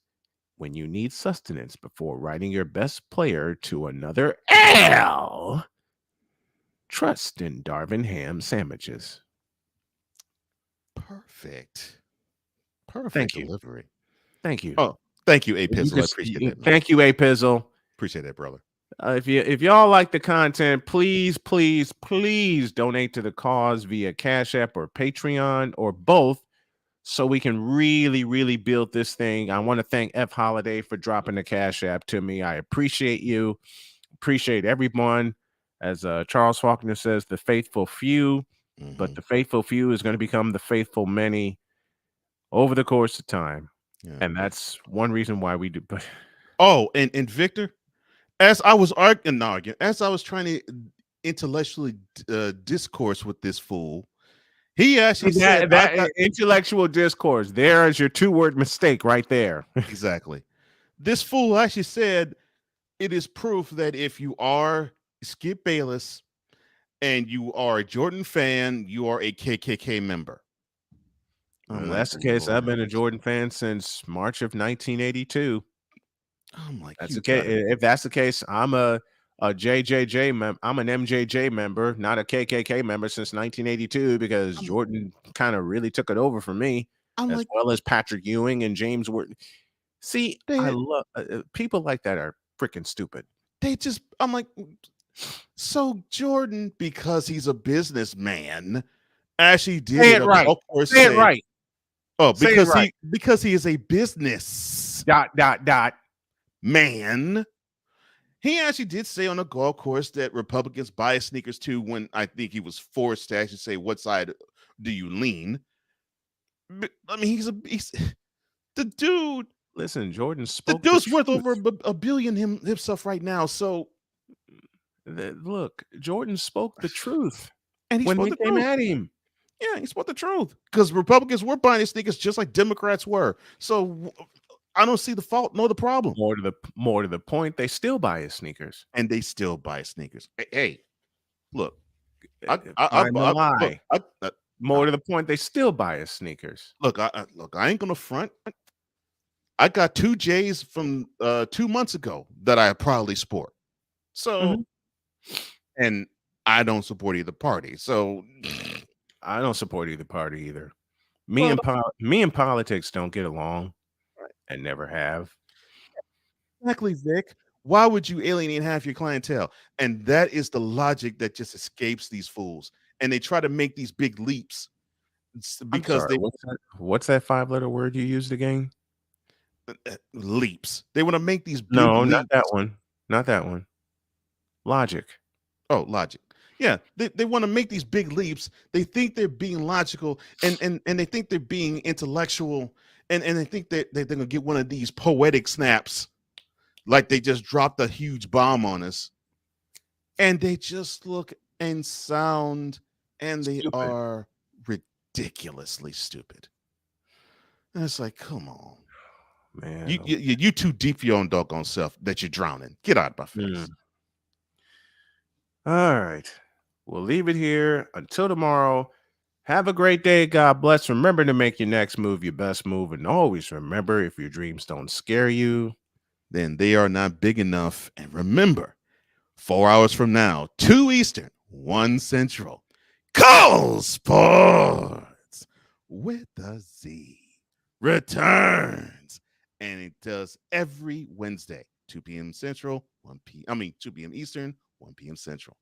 And 1 hour after that, you'll have the Brian Snow Show, both on YouTube and the SDM Sports Radio Network. Both shows Awesome. Back to back to take you through the afternoon on the SDM Sports Radio Network. And coming in May, it's time for y'all to be the Zone.